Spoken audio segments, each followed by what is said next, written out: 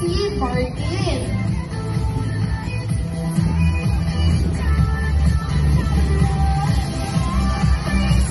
By the way po, no, yung ages ng ating mga candidates is from, our youngest is 4 years old and our oldest is 7 years old. Grabe.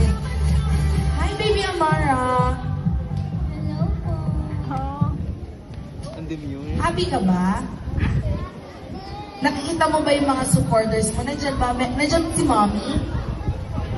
Wala. Sino nandyan? Si tita. Asa si tita? Ayun, nasa gilid. Hi ka naman. Parang naka-video call si tita eh. Ayun si mommy mo, nasa video call. Hi, mommy! Hello po. May chocolate po ba kayong uwi? Ay, may chocolate. Sige.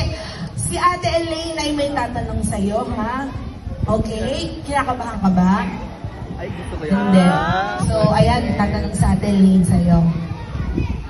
Hi, Amara. Hello. So, ito ang question sa'yo.